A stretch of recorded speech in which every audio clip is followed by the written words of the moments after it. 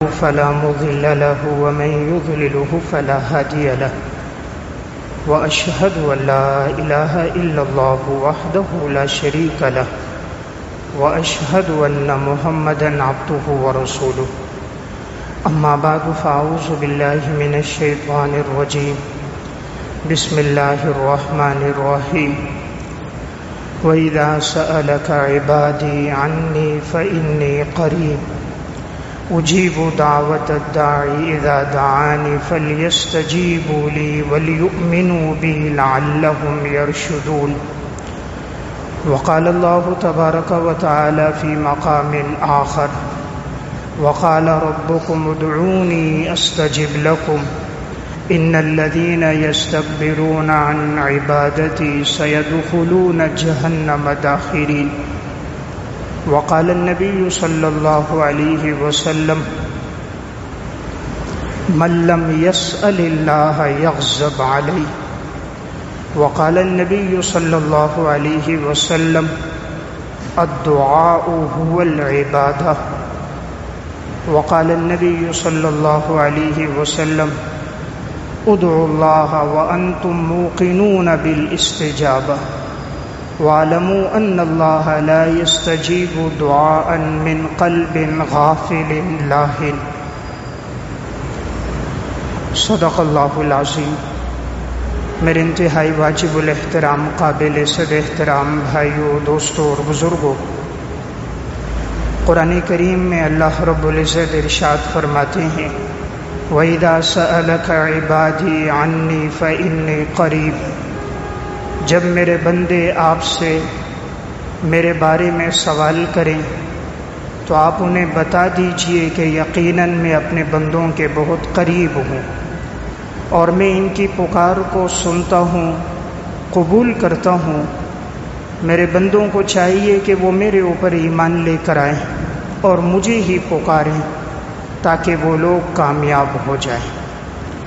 تو اس آیت میں اللہ رب العزت ارشاد فرما رہے ہیں آپ صلی اللہ علیہ وسلم کو مخاطب کر کے کہ آپ بتا دیجئے میرے بندوں کو کہ وہ مجھے ہی پکاریں اور میں اپنے بندوں کی پکار اور دعا کو قبول کروں گا اور میں ہی ان کی دعاؤں کو سننے والا، قبول کرنے والا۔ ایک اور مقام پر اللہ رب العزت نے ارشاد فرمایا وَقَالَ رَبُّكُمُ ادْعُونِي أَسْتَجِبْ لَكُمْ، تمہارا رب فرماتا ہے کہ تم مجھے پکارو اور میں تمہاری پکار کو قبول کروں گا۔ یقیناً وہ لوگ جہنم میں ذلیل ہو کر داخل ہو جائیں گے کہ جو لوگ اللہ کو پکارتے نہیں ہیں، تکبر کرتے ہوئے اعراض کرتے ہیں۔ نبی اکرم صلی اللہ علیہ وسلم نے ارشاد فرمایا الدعاء هو العبادہ، اللہ سے مانگنا یہ بھی در حقیقت ایک عبادت ہے، یعنی جیسے نماز، روزہ، تلاوت، زکوٰۃ عبادت ہے، رب العالمین سے مانگنا یہ بھی ایک عبادت ہے۔ نبی اکرم صلی اللہ علیہ وسلم نے ارشاد فرمایا من لم یسأل اللہ یغضب علیہ، جب انسان اللہ سے مانگتا نہیں ہے تو اللہ اس شخص پہ ناراض ہو جاتا ہے۔ دنیا میں تو آپ جس سے مانگو وہ ناراض ہوتے ہیں، لیکن رب العالمین سے جو نہ مانگے تو اللہ اس سے ناراض ہوتا ہے۔ صحیح مسلم کی روایت ہے، حضرت ابو ذر غفاری رضی اللہ تعالیٰ عنہ فرماتے ہیں نبی اکرم صلی اللہ علیہ وسلم نے ارشاد فرمایا، اور آپ صلی اللہ علیہ وسلم اللہ رب العزت کے حوالے سے بات نقل فرماتے ہیں، حدیث قدسی ہے۔ اللہ رب العزت ارشاد فرماتے ہیں کہ اگر تمام کائنات کے سارے انسان، پہلے بھی بعد والے بھی، انسان بھی جنات بھی، اول بھی آخر بھی، گزرے ہوئے بھی آنے والے بھی، سارے ایک چٹیل میدان میں جمع ہو جائیں اور ہر آدمی مجھ سے مانگے، میں ہر ایک کی پکار کو قبول کر کے اسے عطا کروں گا، میرے خزانے میں اتنی کمی بھی نہیں ہوگی کہ جتنا سوئی کو دریا میں ڈالو اور پھر دریا سے باہر نکالو تو سوئی کے ناکے میں جو پانی کا قطرہ آتا ہے وہ بڑا معمولی ہوتا ہے، دریا کو دیکھتے ہوئے سوئی کے ناکے میں آنے والا پانی کا قطرہ اس کی کوئی حیثیت نہیں ہوتی، اور اس قطرے سے سمندر کی روانی میں، طغیانی میں، بہاؤ میں کمی نہیں آتی۔ اللہ رب العزت فرماتے ہیں اگر میرے بندے سارے جمع ہو جائیں، مجھ سے مانگے، میں سب کو عطا کروں، میرے خزانے میں کوئی کمی نہیں آئے گی۔ تو معلوم ہوا اصل خزانوں کا مالک اللہ رب العزت کی ذات ہے۔ نبی اکرم صلی اللہ علیہ وسلم نے ارشاد فرمایا وَاعْلَمُوا أَنَّ اللَّهَ لَا يَسْتَجِيبُ دُعَاءً مِّن قَلْبٍ غَافِلٍ لَاهٍ، جان لو کہ یقیناً اللہ تعالی اس انسان کی دعا کو قبول نہیں کرتا جو اللہ کو پکارتا ہے غفلت والے دل کے ساتھ، لاپرواہی کے ساتھ، بے توجہی کے ساتھ۔ اللہ ایسے آدمی کی دعا کو قبول نہیں فرماتا۔ یعنی اللہ تعالیٰ تب دعا قبول فرماتا ہے کہ جب انسان کی مکمل اور بھرپور توجہ اللہ رب العزت کی ذات کی طرف ہو۔ ایک آدمی اللہ سے مانگ تو رہا ہے، ہاتھ تو اللہ کے سامنے پھیلائے ہیں، لیکن دل و دماغ دکان کی طرف متوجہ ہے، کاروبار کی طرف ہے، کھڑا تو نماز میں اللہ کے سامنے ہے، لیکن حساب اپنے مکان، کاروبار، دکان کا کر رہا ہے۔ جسم تو اس کا مسجد میں ہے، لیکن دل اس کا بازار میں، معاشرت میں، عشق مجازی میں ہے، تو پھر ایسی دعائیں اللہ کے ہاں قبول نہیں ہوتی۔ تو فرمایا وہ دعا اللہ قبول کرے گا جو غفلت والے دل کے ساتھ نہ ہو بلکہ توجہ کے ساتھ ہو۔ جب انسان توجہ سے اللہ سے مانگتا ہے، انسان کی حالت تبدیل ہو جاتی ہے، جسم کے رونگٹے کھڑے ہو جاتے ہیں، آواز کی کیفیت بدل جاتی ہے، جسم پہ لرزہ طاری ہو جاتا ہے، آنکھوں سے آنسو بہنے لگ جاتے ہیں۔ پھر سمجھنا چاہیے یہ دعا اللہ کے ہاں قبول ہو گئی۔ لیکن جب دعا ہاتھ اٹھائے اور صرف رسمی الفاظ ادا کر دیے کہ یا اللہ تو ہمارے گناہ معاف کر، یہ عطا کر، لیکن دل و دماغ اللہ کی طرف متوجہ ہی نہیں ہے، پھر ایسی دعائیں اللہ کے ہاں قبول نہیں ہوتی۔ دعاؤں کی قبولیت کی 3 صورتیں ہوتی ہیں۔ مسند احمد کی روایت ہے بسا اوقات انسان جو اللہ سے مانگتا ہے اللہ وہی عطا فرما دیتا ہے۔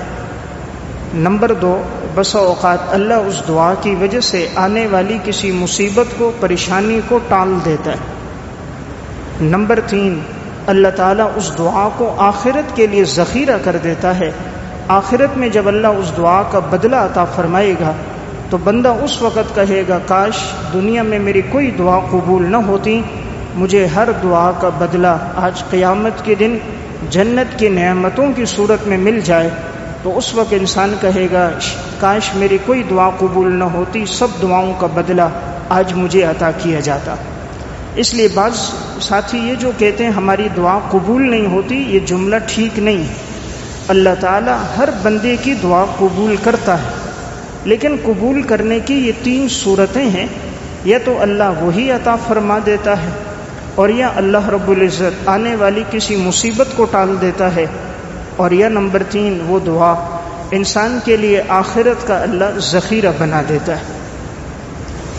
قرآن کریم میں اللہ رب العزت ارشاد فرماتے ہیں اَمَّن يُجِيبُ الْمُضْطَرَّ إِذَا دَعَاهُ وَيَكْشِفُ السُّوءَ وَيَجْعَلُكُمْ خُلَفَاءَ الْأَرْضِ، کون ہے جو مجبور، بے بس، بے کس کی پکار کو سنتا ہے، اس سے مصیبت کو دور کرتا ہے، تکلیف کو ہٹاتا ہے؟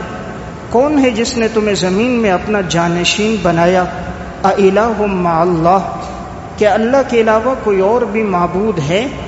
قَلِيلًا مَّا تَذَكَّرُونَ، بہت کم لوگ ایسے ہیں جو قرآن سے، ان آیات سے نصیحت حاصل کرتے ہیں۔ تو اللہ رب العزت فرما رہے ہیں کہ کون ہے جو مجبور، بے بس، لاچار کی پکار کو سنتا ہے؟ تو فرمایا وہ اللہ کی ذات ہے کہ جب بھی انسان اللہ کی طرف رجوع کرے، رب العالمین کی ذات بڑی قدردان ذات ہے۔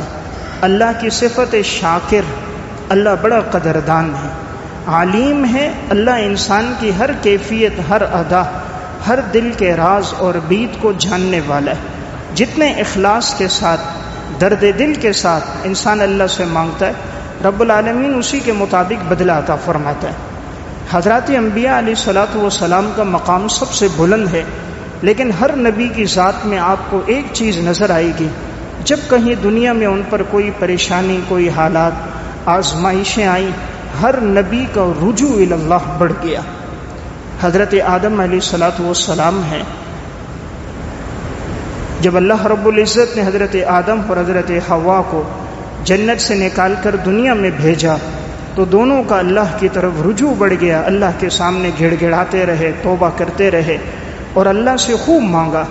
قرآن کریم میں اللہ رب العزت ارشاد فرماتے ہیں، دونوں نے دعا فرمائی، قالا ربنا، کہ اے ہمارے رب، ہم نے اپنے اوپر ظلم کر دیا، اپنے نفسوں پہ ظلم کیا گناہ کر کے، یا اللہ ہمیں معاف کر، اگر تو نے ہمیں معاف نہ کیا تو ہم تو کوتاہی کرنے والوں میں سے ہو جائیں گے۔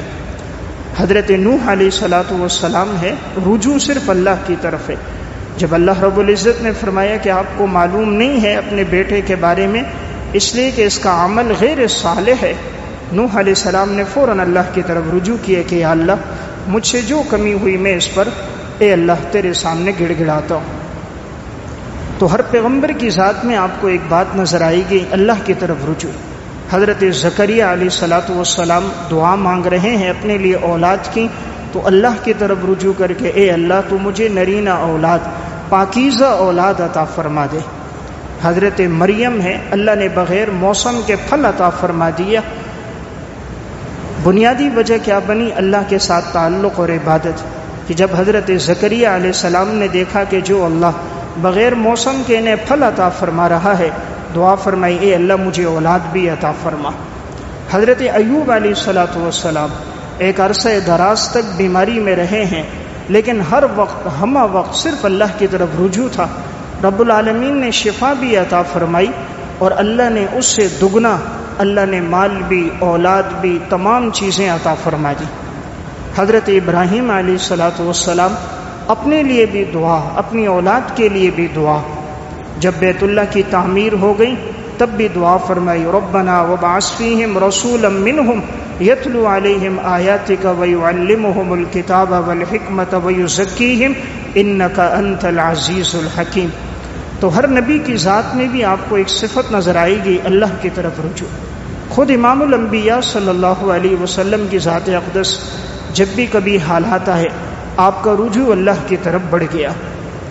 صحیح مسلم کی روایت ہے، بدر کا موقع ہے، دشمن کی تعداد 1000 سے زائد، ہر قسم کا اسلحہ ان کے پاس موجود ہے، صحابہ کرام 313 ہیں، گھوڑے بھی، اونٹ بھی اور ہتھیار بھی انتہائی کم ہیں۔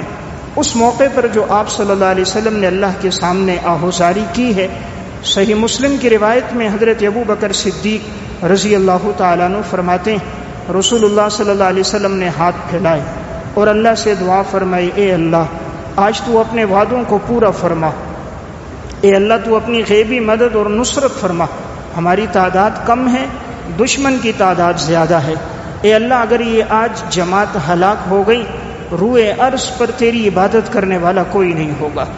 یہی 313 ہیں جن کو میں لے کر آیا، اور اگر آج یہ جماعت ہلاک ہو گئی تو کائنات میں تیری عبادت کرنے والا کوئی نہیں ہوگا۔ آپ نے اللہ کے سامنے ایسی آہوزاری کی، ایسی عجز و انکساری کی، ایسے گڑ گڑائے، اللہ سے ایسا مانگا، آپ صلی اللہ علیہ وسلم کی چادر مبارک نیچے گر گئی۔ حضرت صدیق اکبر کو بھی ترس آ گیا، چادر اٹھائی آپ کے کندھے پہ ڈالی، فرمایا یا رسول اللہ بس کیجیے، اب اللہ کی مدد آئے گی۔ پھر اللہ نے مدد بھیجی، 3000 فرشتے اللہ نے آسمان سے اتار دیے۔ پھر وہ بدر کے موقع پر ایسی مدد آئی، اللہ نے اسلام کو ایسا غلبہ دیا، مسلمانوں کو اللہ نے ایسا غلبہ دیا، اللہ نے کفر کی کمر توڑ دی، 70 کفار مارے گئے، جس میں کفار کے بڑے بڑے سرغنے، ابو جہل جیسا بدبخت بھی اس میں مارا گیا، 70 قیدی بن گئے، اور اللہ نے مسلمانوں کو فتح بھی دی، مال غنیمت بھی عطا فرمایا۔ تو میں عرض کر رہا تھا، ایک چیز ہے رجوع اللہ، اللہ کی طرف دعا کرنا۔ آپ علیہ السلام کی زندگی کا بھی یہی وصف تھا، جب کبھی حالات آئے آپ نے فوراً ہاتھ اٹھائے، اللہ سے مانگا، اللہ نے عطا فرما دیا۔ صحیح مسلم کی روایت ہے، حضرت ابو ہریرہ رضی اللہ تعالیٰ عنہ حضور کے پاس آئے، یا رسول اللہ آپ دعا کیجئے اللہ میری والدہ کو ہدایت عطا فرما دے۔ آپ صلی اللہ علیہ وسلم نے ہاتھ اٹھائے، اللہم اہد ام ابی ہریرہ، اے اللہ ابو ہریرہ کی والدہ کو ہدایت عطا فرما دے۔ حضرت ابو ہریرہ کہتے ہیں میں دوڑتا ہوا گھر کی طرف جا رہا تھا کہ دیکھتا ہوں میں پہلے پہنچتا ہوں یا حضور کی دعا پہلے پہنچتی ہے۔ کہا جیسے میں پہنچا میری والدہ گھر میں غسل کر رہی تھی اور پانی گرنے کی آواز آ رہی تھی، میں نے دستک دی، والدہ نے کہا صبر کرو، میں نے صبر کیا، والدہ نے غسل کیا، کپڑے پہنے، کہا مجھے حضور کے پاس لے کر چلو، آپ صلی اللہ علیہ وسلم کی خدمت میں آئی اور حضرت ابو ہریرہ کی والدہ ایمان لے کر آ گئی۔ تو میں ایک بات عرض کر رہا تھا، جہاں حالات آئے آپ صلی اللہ علیہ وسلم نے اللہ کے سامنے ہاتھ اٹھا کر دعا کی، رب العالمین کی مدد آپ کی طرف آئی ہے۔ صحیح بخاری کی روایت ہے، حضرت ام سلیم رضی اللہ تعالی عنہ آپ صلی اللہ علیہ وسلم ان کے گھر آئے، دعوت کی، انہوں نے فرمایا یا رسول اللہ میرے اس بیٹے نے آپ کی 10 سال خدمت کی، آپ ان کے لیے دعا فرما دیجئے، اللہ تعالیٰ ان کو خوب عطا فرمائے۔ آپ صلی اللہ علیہ وسلم نے ہاتھ اٹھائے، دعا فرمائی حضرت انس کے لیے، آپ نے فرمایا اللہم اجعل لہ فی مالہ وولدہ وبارک لہ فیما اعطیتہ، یا اللہ اس کی زندگی میں بھی برکت دے، مال میں بھی برکت دے، جو عطا فرمائے اس میں بھی اللہ برکت دے۔ اللہ نے ایسی برکتیں عطا فرمائی، لوگوں کی سال میں 1 فصل، حضرت انس کی سال میں 2 فصلیں۔ عمر میں اللہ نے ایسی برکت دی، سن 93 ہجری میں انتقال ہوا، یعنی آپ صلی اللہ علیہ وسلم کے دنیا سے بھی جانے کے 82 سال کے بعد، گویا 1 صدی پوری دنیا میں گزار کے چلے گئے۔ اولاد میں بھی اللہ نے ایسی برکت عطا فرمائی، فرمائے میں نے اپنے ہاتھ سے اپنے بیٹے پوتے پڑپوتے نواسے جو دفنائے ہیں ان کی تعداد 100 سے زائد ہے۔ تو آپ صلی اللہ علیہ وسلم کی یہ دعا تھی، اللہ تعالیٰ نے وہ قبول فرمائی، تینوں چیزیں انہیں عطا فرما دی، جان میں بھی برکت، مال میں بھی برکت، اولاد میں بھی برکت۔ تو میں عرض کر رہا تھا اللہ تعالیٰ کو دعا بڑی پسند ہے۔ المعجم الکبیر طبرانی کی روایت ہے اور علامہ ابن عساکر نے تاریخ مدینہ دمشق میں واقع ذکر فرمایا، ایک صحابی ہیں حضرت قتادہ بن نعمان رضی اللہ تعالیٰ عنہ، غزوہ احد کے موقع پر آپ صلی اللہ علیہ وسلم کا انہوں نے بڑا دفاع کیا، ان کی کمان ٹوٹ گئی، اب جس سے تیر مارتے تھے وہ کمان ٹوٹ گئی تو تیر نہیں مار سکتے تھے، اب دشمن جب تیر مارتا تو یہ آپ صلی اللہ علیہ وسلم کے سامنے آ جاتے تاکہ کوئی بھی تیر ہو میرے سینے پہ لگے، میرے ہاتھوں پہ لگے، لیکن آپ صلی اللہ علیہ وسلم کو وہ تیر نہ لگے۔ تو انہوں نے اپنے جسم کے ذریعے، اپنے سینے کے ذریعے ان تیروں کو اپنے اوپر برداشت کیا، جو تیر لگتے رہے، سامنے آتے رہے، حضور کی حفاظت فرماتے رہے، یہاں تک کہ ایک تیر حضرت قتادہ بن نعمان کی آنکھ میں لگا اور آنکھ ان کی نکل کر باہر گر گئی۔ جیسے یوں آنکھ کی پتلی گری ہے تو انہوں نے اپنے ہاتھ میں لے لی، جنگ ختم ہوئی، آپ صلی اللہ علیہ وسلم کے پاس گئے، کہا یا رسول اللہ یہ میری آنکھ باہر نکل گئی، تکلیف بہت ہے، آپ دعا فرما دیجئے۔ رسول اللہ صلی اللہ علیہ وسلم نے ہاتھ اٹھائے، آپ نے ان کی آنکھ ان کی جگہ پہ رکھی اور دعا کی، اے اللہ اس قتادہ نے میری حفاظت فرمائی، اپنے جسم کو میرے سامنے رکھا، اپنے سینے کے ذریعے میرے جسد کی حفاظت کی، اپنے چہرے کے ذریعے میرے چہرے کی حفاظت کی، تیرے نبی کے دفاع میں اس کی آنکھ باہر گر گئی، اے اللہ تو اس کی آنکھ کو صحیح فرما، روشن فرما، تیز فرما۔ امام طبرانی المعجم الکبیر میں، ابن عساکر تاریخ مدینہ دمشق میں لکھتے ہیں حضور کی یہ دعا تھی، حضرت قتادہ فرماتے میری آنکھ ٹھیک ہو گئی، ساری زندگی آنکھوں میں کبھی درد نہیں ہوا، کبھی تکلیف نہیں ہوئی، اور اللہ نے اس آنکھ کی بینائی اور روشنی پہلی والی آنکھ سے بھی زیادہ تیز کر دی۔ تو میں ایک بات عرض کر رہا تھا، جب بھی انسان اللہ سے مانگتا ہے، اللہ رب العزت کی ذات قادر ذات ہے، سونے اور چاندی کو پیدا کرنے والی ذات اللہ کی ہے، خزانوں کا مالک اللہ ہے، لیکن کبھی ہم نے اللہ سے گڑ گڑا کے مانگا کوئی نہیں۔ جتنا ہمارا رجوع مخلوق کی طرف ہے، آج اگر اتنا رجوع اللہ کی طرف بڑھ جائے، جو مانگیں گے اللہ وہ عطا فرما دے گا، لیکن آج امت کا میلان اللہ سے، مسجد سے، عبادت سے کٹ گیا، اس لیے ہسپتالوں میں رش، طبیبوں کے پاس رش، عاملوں کے پاس رش، اچھے ڈاکٹر سے ٹائم لینے جاؤ، مہینے بعد کا آپ کو اپارٹمنٹ ملتا ہے، ٹائم نہیں ہے اس کے پاس، مسجدیں خالی ہیں، فجر کے نمازی دیکھو ایک صف نظر نہیں آتے۔ جب سے انسان نے اللہ سے تعلق کاٹا ہے، اللہ نے اس کو چھوڑ دیا، اب وہ در در کے ٹھوکریں کھا رہا ہے، اندر کا سکون ختم ہو گیا، اولادیں نافرمان ہو گئی، بیوی بچے بد اخلاق ہو گئے، آئے دن مال میں نقصان شروع ہو گیا، رات کی نیند چلی گئی، کاروبار کی برکتیں رخصت ہو گئیں، مزاج میں تلخی آ گئی، لا علاج بیماریوں میں مبتلا ہو گیا، قرآن کی تلاوت چھن گئی، رات کی عبادت اللہ نے لے لی، اب زندگی گزرتی ہے حرام میں، موبائل میں، انٹرنیٹ اور کیبل میں، نیم برہنہ فلمیں دیکھتے ہوئے، ڈرامے دیکھتے ہوئے اللہ نے اپنی یاد سے اس کو ہٹا دیا۔ اللہ جب ناراض ہو جاتا ہے نا، بندے کو اپنے سے دور کر دیتا ہے، پھر اس کے دل میں مخلوق کی محبت رہتی ہے، خالق کی محبت نہیں ہوتی۔ اور جب اللہ کسی بندے کو اپنے قریب کر دیتا ہے، سب سے زیادہ اس کے دل میں اپنی محبت ڈال دیتا ہے، پھر اس پر جو حالات آئیں اس کا رجوع الی اللہ ہوتا ہے۔ تو میں نے عرض کیا سلف کی زندگی میں دعا تھی، جب بھی حالات آئے اللہ سے مانگا، رب العالمین بڑے قدردان ہے، جو مانگا اللہ تعالیٰ نے انہیں عطا فرما دیا۔ امام ابو نعیم اصفہانی رحمۃ اللہ علیہ نے حلیۃ الاولیاء میں ایک واقعہ لکھا۔ حضرت عاصم بن ثابت رضی اللہ تعالیٰ عنہ صحابی ہیں، آپ صلی اللہ علیہ وسلم نے صحابہ کرام کا ایک دستہ بھیجا۔ مشرکین نے یہ کہا تھا کہ ہمیں چند صحابہ چاہیے جو ہمیں قرآن سکھائیں، تو حضور نے ان کو بھیج دیا، لیکن ان بدبختوں نے کیا کیا، صحابہ کو لے کر چلے گئے، وہ چند صحابہ تھے، اور یہ پہاڑوں کے اوپر چڑھ گئے، تیر اندازی شروع کر دی، ان کا گھیرا لگا دیا، ان کی تعداد کثرت سے تھی، صحابہ پہ تیر اندازی کیے، انہیں شہید کرنے لگے، اور پھر کہا نیچے اتر جاؤ، تم میں سے ہر ایک جو ہے وہ ہماری قید میں آ جائے، ہتھیار ڈال دے۔ حضرت عاصم نے فرمایا میں ہتھیار نہیں ڈال سکتا، میں دشمن پر کبھی بھی اعتماد نہیں کر سکتا، اور اللہ سے دعا کی تھی یا اللہ کہ کسی دشمن کو یہ توفیق نہ دے کہ وہ میرے جسم کو مس کرے، تو میرے جسم کی حفاظت فرما۔ لڑتے رہے، حضرت عاصم بن ثابت شہید ہو گئے۔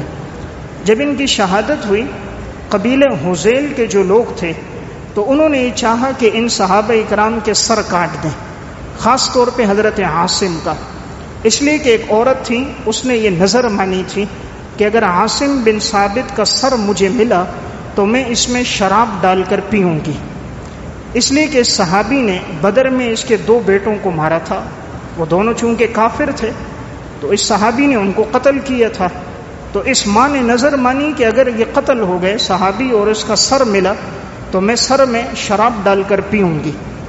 اب جب ان کی شہادت ہوئی تو یہ لوگ اس کا سر کاٹنے کے لیے گئے کہ حضرت عاصم کا سر کاٹیں، اللہ رب العزت نے ان کی حفاظت فرمائی۔ انہوں نے اللہ سے دعا کی تھی یا اللہ کسی دشمن کو یہ موقع نہ دینا کہ وہ میرے سر کو کاٹے یا میرے جسم کے قریب آ جائے۔ جیسے وہ قریب آئے اللہ نے شہد کی مکھیوں کا ایک دستہ بھیج دیا، وہ بڑی بڑی شہد کی مکھیاں آ گئیں اور حضرت عاصم کے جسم کے ارد گرد آ گئیں، کوئی قریب جاتا وہ جسم سے چپک جاتی اور ایسا ڈستی کہ اس جیسا کاٹنا انہوں نے اس سے پہلے کبھی نہیں دیکھا تھا۔ سب نے کہا کہ چلو شام کے وقت آئیں گے، یہ مکھیاں ہٹ جائیں پھر آ جائیں گے۔ اب ساری مکھیاں یوں ارد گرد تھی، حضرت عاصم کے جسم پر کوئی نہیں بیٹھتی تھی، یوں پہرا گھیرا لگایا ہوا تھا۔ رات کا وقت ہوا، پھر یہ لوگ آئے، اب اللہ رب العزت نے تیز بارش برسائی، پانی کا بہاؤ آیا اور وہ حضرت عاصم کے سر کو بہا کے، جسم کو بہا کے لے گیا۔ یہ لوگ تلاش کرتے رہے لیکن حضرت عاصم کی لاش ان کو نہ ملی، پانی کا بہاؤ انہیں لے گیا۔ اللہ نے ان کے جسم کی حفاظت فرما دی۔ حلیۃ الاولیاء میں حضرت عمر فرماتے تھے انہوں نے دین کا دفاع کیا، اللہ کے لیے قربانی دی، جو اللہ سے مانگا پھر اللہ نے وہ بھی عطا فرما دیا۔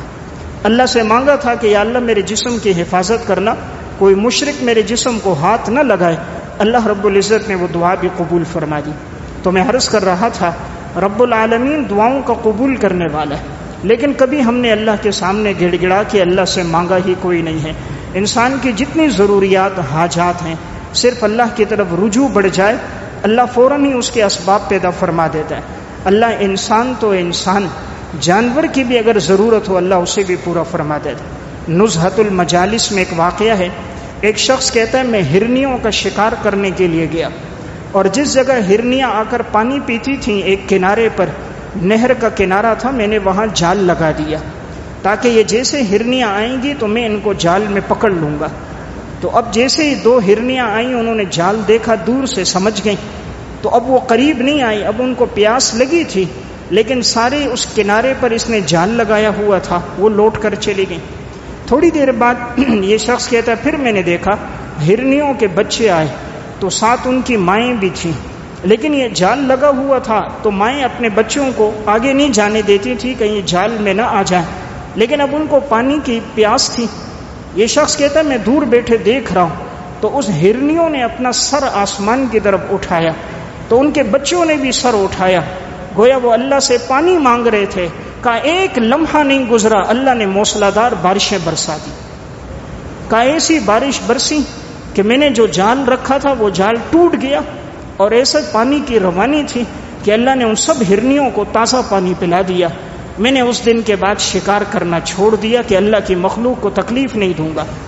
میں عرض کر رہا ہوں جب ہرنی سر اٹھائے خالق کے کائنات بارش برسا دیتا ہے، اشرف المخلوقات انسان چہرہ اٹھائے، رب العالمین کیوں عطا نہیں کرے گا؟ لیکن جب پیٹ میں رزق حرام کا ہوگا، زندگی فسق و فجور اور گناہوں میں گزرے گی، رات انٹرنیٹ اور کیبل میں گزرے گی، زبان پر دنیا اور مال کا تذکرہ ہوگا، پھر اللہ دعائیں قبول نہیں کرتا۔ یا ایھا الرسل کلوا من الطیبات واعملوا صالحا، اے رسولوں کی جماعت رزق حلال کھاؤ، نیک اعمال کرو، نیک اعمال کرو، اللہ تمہاری دعاؤں کو قبول کرے گا، حلال کے رزق کو اپناؤ۔ جتنا تقوی کی زندگی ہوتی ہے رب العالمین عطا فرماتا ہے۔ اللہ کیسے اسباب پیدا کر دیتا ہے؟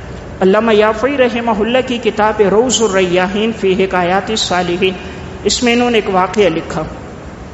ایک خاتون کہتی ہے کہ میرے ہاں 3 بچیوں کی پیدائش ہوئی، ایک سال بیٹی پیدا ہوئی، دوسرے سال پھر بیٹی پیدا ہوئی، تیسرے سال اللہ کا کرنا پھر بیٹی پیدا ہوئی۔ تو میرے سسرال والوں کو بڑا غصہ تھا، شوہر کو بھی بڑا غصہ تھا کہ ہر سال بیٹیاں پیدا ہوتی ہیں۔ انہوں نے کہا اگر اگلے سال چوتھی بیٹی پیدا ہوئی تو تمہیں بھی طلاق دے دیں گے، بچی کو بھی قتل کر دیں گے، اگلے سال بیٹی نہیں ہونی چاہیے۔ تو بعض ناسمجھ ایسے بھی ہوتے ہیں، یہ تو اللہ کی طرف سے ہے، اللہ رب العزت جسے چاہے بیٹیاں دے، جسے چاہے بیٹے عطا فرمائے۔ لیکن اس نے کہا کہ اگر دوبارہ بیٹی ہوئی، شوہر نے کہا، سسرال والوں نے کہا تجھے بھی طلاق دے دیں گے، بچی کو بھی قتل کر دیں گے، بچی ہمارے گھر میں نہیں رہے گی۔ یہ عورت کہتی اپنے حاملہ تھی، اور جب وضع حمل کا وقت قریب آیا تو مجھے لگتا تھا شاید میری بیٹی ہو، میں دعا تو کرتی تھی، لیکن اتفاق سے ایک رات تکلیف مجھے ہوئی، میرے سسرال والے گھر پہ نہیں تھے، بچی کی پیدائش ہو گئی۔ اب میں نے سوچا اگر انہوں نے دیکھا تو انہوں نے تو قسم کھائی تھی بچی ہوئی تو قتل کر دیں گے۔ تو کہتے ہیں وہ ماں کہتی ہے میں نے وہ بچی لی اور اسے صاف کیا، ایک کپڑے میں رکھا، اور میں اسی ٹائم جیسے ہی صبح فجر ہوئی تو یہ عورت کہتی ہے میں گئی اور اللہ سے دعا کر رہی تھی یا اللہ اس بچی کی حفاظت فرما۔ ایک جنگل میں گئی، وہاں میں نے ایک چھوٹا غار دیکھا، میں نے اس غار کے اندر لا کر اس بچی کو رکھ دیا اور اللہ سے دعا کی یا اللہ اس کی حفاظت فرما۔ ان بدبختوں نے کہا ہے اور یہ قتل کریں گے، نہیں چھوڑیں گے، ان کے ارادے اسی طرح ہیں۔ یہ کہتی میں واپس آ گئی۔ انہوں نے جب پوچھا بھئی کیا ہوا تو میں نے کہا وہ حمل تھا، گر گیا، بچہ ناتمام ناقص پیدا ہوا تھا، مردہ، تو میں نے اس کو جو ہے وہ دفنا دیا۔ گھر والوں کو یہ کہہ کر اس نے مطمئن کر دیا۔ اب یہ عورت کہتی ہے کہ میں اللہ سے دعا کرتی رہی، لیکن مجھے ایسا وقت نہیں ملتا تھا کہ میں کبھی جا کر دیکھوں کہ جہاں میں نے بچی کو رکھا ہے وہ کس حال میں ہے۔ کہا 6 مہینے گزر گئے تھے، اچانک مجھے وقت ملا گھر سے نکلنے کا، میں اسی جنگل میں گئی اور جس غار میں رکھا تھا وہ تلاش کرتے ہوئے وہاں پہنچی تو میں نے دیکھا میری بچی وہیں ہے اور ایک ہرنی وہ میری بچی کو دودھ پلا رہی ہے۔ 6 مہینے گزر گئے اور میں نے دیکھا ایک ہرنی ہے جو میری بچی کو دودھ پلا رہی ہے۔ یہ ماں کہتی ہے میں گئی، میں نے بچی کو سینے سے لگایا، اللہ کا شکر ادا کیا، اور میں جب گھر لے کر آئی ان کو واقعہ سنایا، ان سب کو بھی یقین ہو گیا۔ تو میں عرض کر رہا ہوں اللہ تو ایسا قدردان ہے۔ ادھر اس ماں نے دعا کی، اللہ نے بچی کی کیسے حفاظت فرما دی۔ 6 مہینے تک رب العالمین نے ایک صحرا اور ایک جنگل میں جہاں کسی انسان کا نام و نشان نہیں، اللہ نے ہرنی کے دودھ کے ذریعے اس کی پرورش کر دی۔ ہم نے اللہ کو بڑا کمزور سمجھا، ہم نے ڈی ایس پی کو طاقتور سمجھا، ڈی آئی جی کو طاقتور سمجھا، تعلقات کو طاقتور سمجھا، پیسے کو طاقتور سمجھا، عامل کو، ڈاکٹر کو، حکیم کو طاقتور سمجھا، اللہ کی ذات کو ہم نے بڑا کمزور سمجھا۔ اس لیے مسلمان سب سے آخر میں اللہ کی طرف رجوع کرتا ہے۔ سب سے پہلے کہاں جائے گا؟ اس کا رجوع مخلوق کی طرف ہوگا، کبھی عامل کے پاس، حکیم کے پاس، ڈاکٹر کے پاس، لوگوں کے پاس، مخلوق کے پاس در در کی ٹھوکریں کھا کر جب رسوا و ذلیل ہو جائے گا پھر آ کر وہ اللہ کی طرف لوٹے گا۔ مسلمان وہ ہے جو سب سے پہلے اللہ کی طرف آئے۔ جہاں مصیبت حالات آئے 2 رکعت نماز پڑھ کے اللہ کی طرف رجوع کرے. رب العالمین کی ذات بڑی قدردان ذات ہے. اللہ جیسے دیکھتا ہے میرے بندے کا رجوع ہے، جو بندہ چاہتا ہے اللہ عطا فرما دیتا ہے. امام نووی رحمہ اللہ نے بستان العارفین میں واقعہ لکھا، حضرت امیر معاویہ رضی اللہ تعالیٰ عنہ کا دور خلافت ہے، بارش نہیں ہو رہی، لوگ استسقاء کی نماز پڑھتے ہیں، دعا کرتے ہیں، بارش نہیں ہوتی. حضرت امیر معاویہ رضی اللہ تعالیٰ عنہ نے ابو مسلم خولانی رحمۃ اللہ علیہ، جو بڑے تابعی اور اللہ والے بزرگ گزرے، ان سے کہا آپ دعا کیجئے اللہ تعالیٰ بارش برسا دے. حضرت ابو مسلم خولانی نے فرمایا بھئی میں گناہگار ہوں. فرمایا نہیں حضرت آپ دعا کرو.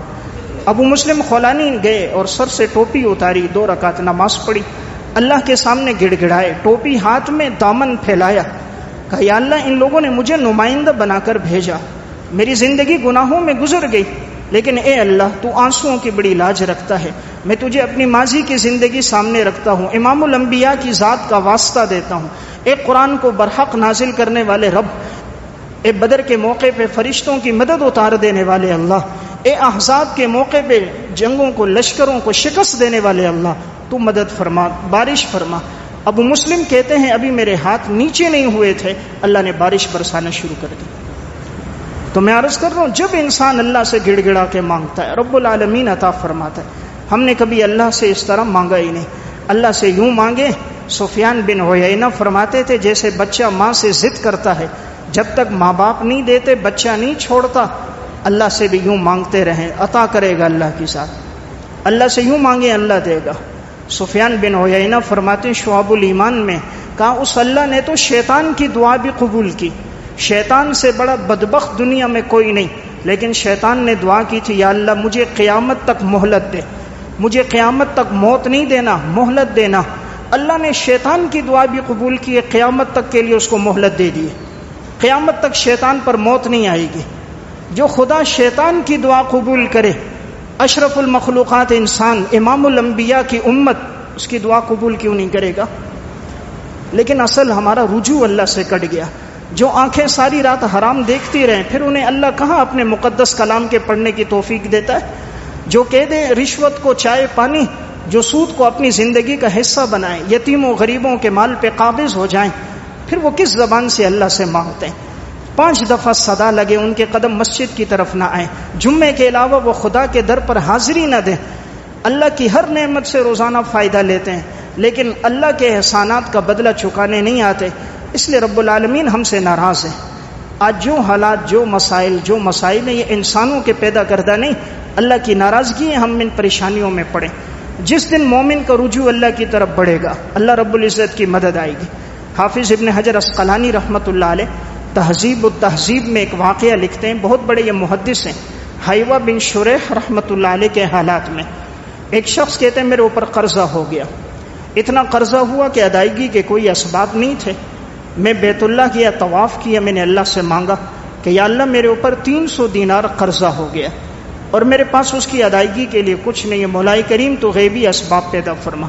کہتے میں دعا کرتا رہا، دعا کرتے کرتے میں تھک گیا تو ایک جانب گیا، نیچے لیٹا، میری آنکھ لگ گئی. میں نے خواب دیکھا کوئی مجھے کہتا ہے کہ اسکندریہ جاؤ اور وہاں اس وقت حیوہ بن شریح رحمۃ اللہ علیہ ہیں، ان کے پاس جا کر دعا کی درخواست کرو، وہ بڑے اللہ والے مستجاب الدعوات ہیں، امید ہے انشاءاللہ وہ دعا کریں گے اللہ قبول فرمائے گا. یہ شخص کہتا ہے میں اٹھا اور میں سفر کیا اور میں حیوہ بن شریح کے پاس اسکندریہ پہنچا. میں نے ان کو واقعہ سنایا کہ حضرت میرے اوپر قرضہ تھا، میں نے اللہ سے دعا کی، میں سویا اور میں نے یوں خواب دیکھا ہے. حضرت حیوہ بن شریح سمجھ گئے واقعی کہ ان کے اوپر قرضہ ہے اور اتنے دور سے آئے. یہ بڑے نیک صالح متقی انسان تھے. انسان کی دعائیں تب قبول ہوتی ہیں جب وہ حرام سے بچتا ہے. ایک بات دل کی تختی پہ لکھ لیں، اگر میں اور آپ چاہیں ہماری دعا قبول ہو، حرام سے بچیں، حرام سے بچیں، حرام سے بچیں. جس دن انسان حلال پہ آئے گا، ہاتھ اٹھائے گا، رب عطا فرمائے گا. جس دن زندگی میں حرام آ جاتا ہے اللہ دعائیں قبول نہیں کرتا. اسی لیے تو حدیث میں آتا ہے آپ صلی اللہ علیہ وسلم نے فرمایا ایک وقت آئے گا میری امت دعا کرے گی قبول نہیں ہوگی. صحابہ نے پوچھا کیوں یا رسول اللہ؟ آپ نے فرمایا ملبسہ حرام ومشربہ حرام ومطعمہ حرام فأینى یستجاب لذلک. ان کا کھانا بھی حرام کا ہوگا، ان کا پینا بھی حرام کا ہوگا، ان کا لباس بھی حرام کا ہوگا، اللہ ان کی دعائیں قبول نہیں کرے گا. یہ وہ تھے حیوہ بن شریح، ساری زندگی حرام نہیں کھایا، نہیں ملتا فاقہ کرتے تھے، 2 3 دن فاقہ کر لیتے، حرام نہیں کھاتے تھے۔ اللہ نے پھر ایسا مستجاب الدعوات بنایا، جو مانگتے اللہ عطا فرما دیتا۔ انہوں نے کہا آپ دعا کیجئے، انہوں نے 2 رکعت نماز پڑھی، اللہ سے دعا کی، یا اللہ یہ بندہ اتنے دور سے سفر کر کے آیا، یہ مجھے نیک سمجھتا ہے، مولا کریم تو قادر ہے، تو اس کے لیے اسباب پیدا فرما کہ اس کے 300 دینار کا قرضہ ادا ہو جائے۔ اب یہ دعا کر رہے تھے، اپنے دائیں طرف دیکھا تو سونے کے جو دینار ہوتے ہیں وہ بکھرے ہوئے تھے۔ انہوں نے دعا ختم کی، اس شخص سے کہا جتنا قرضہ ہے اتنا اٹھا لو۔ وہ کہتا ہے میں نے جمع کرنا شروع کیا تو 300 دینار مکمل تھے، نہ کم نہ زیادہ، تو میں نے وہ سارے دینار جمع کر دیے۔ کہا میں نے دیکھا حیوہ بن شریح کی آنکھوں سے آنسو بہ رہے تھے، دامن آنسوؤں سے تر تھا، سجدے میں گئے، اللہ کا شکر ادا کیا، اے اللہ تو نے میری دعا کی لاج رکھی۔ اس شخص کو ایک نصیحت فرمائی، جب حالات آئیں حرام سے بچنا، اللہ سے مانگنا، اللہ تمہاری دعاؤں کو قبول کرے گا۔ تو میں ایک بات عرض کر رہا تھا، دعاؤں کو قبول کرنے والی ذات اللہ کی ذات ہے۔ آج ہمارا رجوع اللہ سے کم ہوا ہے، اس وجہ سے ہم پر حالات اور مسائل ہیں۔ آج بھی اگر فرض کے بعد دعا ہو، تلاوت کو زندگی کا معمول بنا کر فجر کی نماز کے بعد آدھا سے پارہ پونا سے پارہ قرآن کی تلاوت ہو، روزانہ درود شریف کا اہتمام ہو، استغفار کی کثرت ہو، یا رزاق یا وہاب یا مغنی، اللہ تعالیٰ کے ان اسماء حسنہ کا انسان ورد کرے، جو مانگے گا اللہ رب العزت اسے عطا فرما دے گا۔ اللہ کیسے اسباب پیدا فرماتا ہے؟ امام بیہقی رحمۃ اللہ علیہ کی کتاب شعب الایمان، اس میں انہوں نے ایک واقعہ لکھا۔ ایک بڑے بزرگ اور محدث تھے امام اسحاق بن عباد بصری رحمۃ اللہ علیہ۔ وہ فرماتے ہیں ایک رات میں سویا ہوا تھا، میں نے خواب دیکھا، خواب میں مجھے کوئی کہتا ہے اغیث الملہوفہ، ایک پریشان زدہ ہے، جاؤ اسحاق اٹھو اور اس کی مدد کرو۔ امام اسحاق بن عباد کہتے میں نیند سے اٹھا، میں باہر گلی میں گیا، دائیں بائیں دیکھا، آدھی رات سے زیادہ وقت ہو چکا ہے، تہجد کا وقت ہے، مجھے کوئی نظر نہ آیا۔ میں نے سمجھا یہ شاید میرا وہم اور خیال ہوگا، میں پھر لوٹ کر آ گیا، پھر میں سو گیا، پھر میں نے دیکھا کوئی مجھے خواب میں کہتا ہے امام اسحاق بن عباد کو اغیث الملہوفہ، ایک پریشان زدہ ہے، اٹھو اس کی مدد کرو۔ کہتے ہیں پھر میں اٹھا، میں باہر گیا، اپنے آس پڑوس میں دستک دی، بھائی کسی کی کوئی ضرورت ہے، کوئی پریشانی ہے مجھے بتاؤ۔ لوگ سوئے ہوئے تھے، کہا بھائی کوئی ضرورت نہیں۔ محلے میں گیا، پوچھا، مجھے کوئی نظر نہ آیا، پھر آ کے سو گیا۔ تیسری مرتبہ پھر خواب دیکھا، پھر کوئی کہتا ہے اغیث الملہوفہ، اسحاق اٹھو، ایک پریشان زدہ ہے، جاؤ اس کی مدد کرو۔ امام اسحاق بن عباد محدث فرماتے میں اٹھا۔ امام بیہقی اور علامہ ابن جوزی نے البر والصلہ دونوں میں یہ واقعہ ہے۔ وہ کہتے ہیں، یہ محدث کہتے ہیں میں گیا اور میں نے 300 دراہم لیے اپنے دراہم میں سے اور ایک تھیلے میں ڈالے۔ میں نے کہا یہ دراہم میں اس شخص کو دے دوں گا جو ضرورت مند ہے۔ 300 دراہم تھیلے میں ڈالے، اپنا گھوڑا کھولا، گھوڑے پر زین رکھی، اللہ کے سامنے دعا کی کہ یا اللہ یہ پریشان زدہ کون ہے، کہاں ہے، مجھے نہیں معلوم، رات کے اندھیرے میں اس کو کہاں تلاش کروں؟ میں نے تو ارد گرد گلیوں میں دیکھا، مجھے کوئی نہ ملا۔ یا اللہ یہ جہاں کہیں بھی ہے تو میرے گھوڑے کو وہاں پہنچا دے تاکہ میں اس کی مدد کروں۔ امام اسحاق کہتا ہے میں گھوڑے پر بیٹھ گیا، گھوڑے کی لگام چھوڑ دی، گھوڑا چلتا رہا، چلتے چلتے چلتے چلتے مسجد کے دروازے کے پاس آ کے گھوڑا رک گیا۔ گھوڑا بھی تو مخلوق ہے نا، وہ کرے گا جو گھوڑے کا خالق اس کو حکم دے گا۔ گھوڑا مسجد کے دروازے پہ رکا، تہجد کا وقت ہے۔ امام اسحاق بن عباد کہتے ہیں میں مسجد میں آیا، ساری مسجد میں اندھیرا تھا، ایک کونے میں ایک دیا جل رہا تھا اور ایک نوجوان سجدے میں اللہ کے سامنے رو رہا تھا اور اس کے رونے اور ہچکیوں کی آوازیں آ رہی تھی۔ امام اسحاق کہتے ہیں میں سمجھ گیا یہی کوئی پریشان زدہ کہ رات کے اس اندھیرے میں اللہ کے سامنے رو رہا ہے۔ اللہ کو آنسو بڑے پسند ہیں، آسمان سے پانی اللہ برساتا ہے، زمین سے پانی اللہ نکالتا ہے، دریاؤں کا خالق، ندی نالوں کا خالق اللہ ہے، آنسوؤں کی بڑی لاج رکھتا ہے۔ جب یہ ندامت کے ساتھ بہ جائیں، ماضی کے گناہ معاف کرتا ہے، جو مانگے وہ عطا کرتا ہے۔ نوجوان کے آنسو اللہ کے سامنے گر رہے ہیں۔ امام اسحاق کہتے ہیں میں قریب آ کر بیٹھ گیا، نوجوان نے سجدے سے سر اٹھایا، اپنی نماز پوری کی، تو انہوں نے اس سے کہا یہ چھوٹا سا ہدیہ ہے، اس کو قبول کرو۔ نوجوان نے انکار کیا، امام اسحاق بن عباد نے اصرار کیا، آخر وہ 300 درہم کا ہدیہ اس کو دے دیا۔ اب یہ نوجوان سے امام اسحاق کہتا ہے، نوجوان مسافر تھا، کہیں دوسرے علاقے سے آیا تھا، امام اسحاق بن عباد کہتا ہے بیٹا آپ اللہ سے کیا مانگ رہے ہو اور آپ کے اس پہر میں اکیلے مسجد میں ہو؟ اس نے کہا چچا جان میرے اوپر 300 درہم قرضہ ہے، میں نے بیٹے کے علاج کے لیے قرضہ لیا تھا تو میں نے کل یہ قرضہ واپس کرنا ہے، لیکن میرے پاس 300 درہم نہیں ہے۔ میں اللہ سے مانگ رہا تھا یا اللہ اگر میں نے کل یہ ادا نہیں کیے تو وعدہ خلافی ہوگی، اے اللہ تو خزانوں کا مالک ہے، تو 300 درہم کا انتظام فرما دے تاکہ کل میں یہ دوں میرا قرضہ ادا ہو جائے۔ اب دیکھیں وہ اللہ سے 300 درہم مانگ رہا ہے اور امام اسحاق بن عباد جو گھر سے لے کر نکلے وہ بھی 300 درہم ہے۔ ان کے دل میں بھی جو اللہ نے ڈالا تھا گھر سے نکلتے وقت 300 درہم، ان کو جو ضرورت ہے وہ بھی 300 درہم۔ انہوں نے وہ تھیلی اس کو دی، اس نوجوان سے کہا بیٹا تم نے مجھے پہچانا؟ اس نے کہا چچا جان نہیں پہچانا۔ امام اسحاق علاقے کے معروف عالم تھے، کہا میری فلاں مسجد میں امامت ہے، فلاں جگہ میرا حلقہ درس ہوتا ہے، جب بھی کوئی ضرورت پیش آئے تم میرے پاس آنا، انشاءاللہ آپ کی ہر ضرورت کو اللہ کے فضل سے میں پورا کروں گا، کوئی مصیبت ہو میرے پاس آنا۔ اس نوجوان نے امام اسحاق کے چہرے کو دیکھا، پھر آسمان کی طرف ایک نگاہ ڈالی، فرمایا چچا جان جب بھی کوئی مصیبت آئے گی تمہارے دروازے پہ نہیں آؤں گا، اسی اللہ کے دروازے پہ جھکوں گا، اللہ کے سامنے روؤں گا، اللہ سے مانگوں گا، اللہ تمہیں نیند سے جگائے گا، اللہ تمہیں نیند سے جگائے گا۔ مجھے 300 درہم کی ضرورت ہوگی، تم 300 درہم تھیلے میں ڈالو گے، رات کے اندھیرے میں مجھے خود تلاش کرو گے، دو زانو بیٹھ کر اصرار کر کے مجھے دو گے، آئندہ کے لیے اپنا تعارف کراؤ گے، اس اللہ سے مانگوں گا، تمہارے دروازے پہ نہیں آؤں گا۔ میرا واقعہ سنانے کا مقصد ہے، ادھر آنسو گرے ہیں، ادھر اللہ نے انتظام فرما دیا۔